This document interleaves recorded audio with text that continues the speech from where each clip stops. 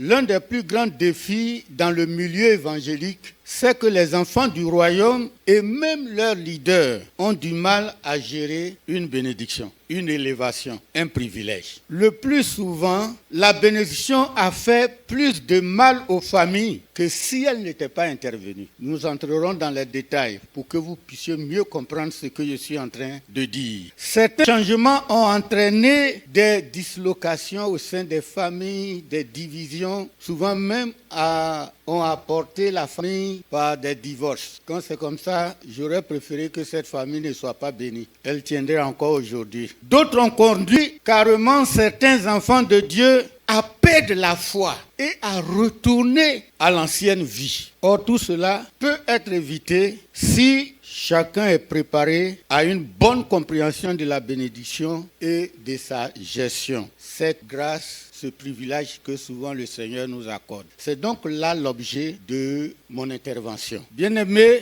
notre premier volet, nous allons parler d'un aspect important de la bénédiction. Et là, la première découverte que nous avons faite dans la parole de Dieu, c'est que quand Dieu accorde une bénédiction ou bien une grâce, une faveur, un privilège, Dieu a en même temps en vue une mission pour celui à qui il vient d'accorder la bénédiction. Et chaque fois que les enfants de Dieu ne font pas attention pour comprendre cela, la bénédiction sera un problème dans leur vie. Vous savez, la bénédiction de l'Éternel n'est suivie d'aucun chagrin. Et puis la bénédiction de Dieu dure. Si vous voyez une bénédiction TGV, c'est-à-dire qui passe trop rapidement, ce n'est pas une bénédiction de Dieu. Ou alors cette bénédiction a été mal gérée.